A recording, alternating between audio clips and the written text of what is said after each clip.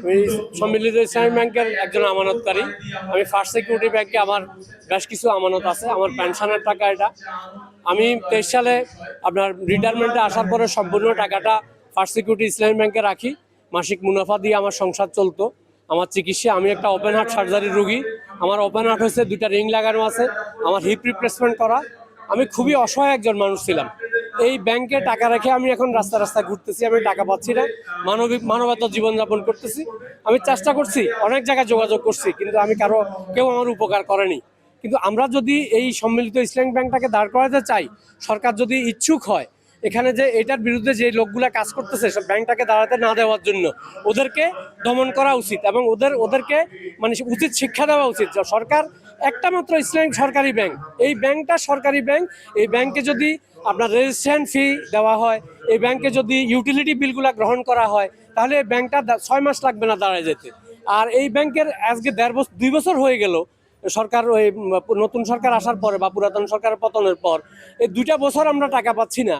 এই 2 বছরে সরকার কি করলো? এই ব্যাংকের স্টাফরা কি করলো? ব্যাংকের ম্যানেজার সাহেবরা কি করলো?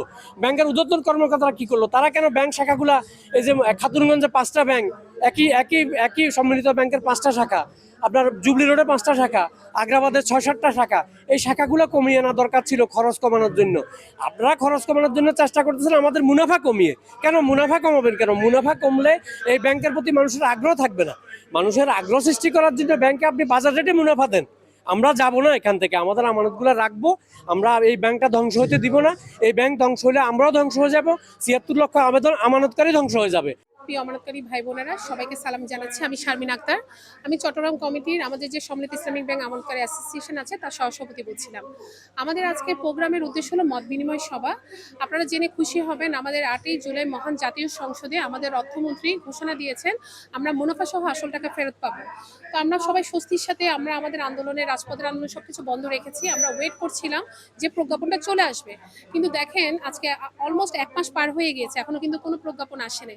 আমরা ব্যাংকে গেলে এখনো যদি টাকা উইথড্র করতে চাই, সার্কুলার অনুযায়ী আমাদেরকে বলে হেয়ার কাট করবে। তাহলে আমরা যেটা ঘোষণা পেয়েছি সেটা কেন এখনো পর্যন্ত এক্সিকিউট করা হলো না?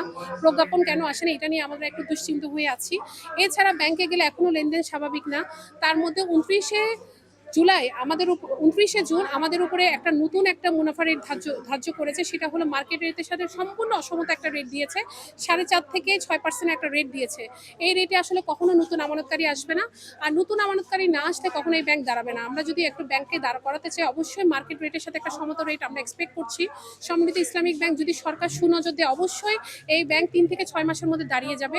এর জন্য দরকার প্রথমত হেয়ার কাট বাতিলের প্রজ্ঞাপন, মার্কেট রেটের সাথে সমতা রেট, লেনদেন স্বাভাবিক। এই 3টা জিনিসে যদি সরকার, বাংলাদেশের ব্যাংক গভর্নর যদি একটু ফোকাস করে, ইনশাল্লাহ খুব তাড়াতাড়ি এই ব্যাংক দাঁড়িয়ে যাবে। এই বিষয়গুলো নিয়ে আজকে আসলে আমরা প্রোগ্রামটা অর্গানাইজ করছি আর কি।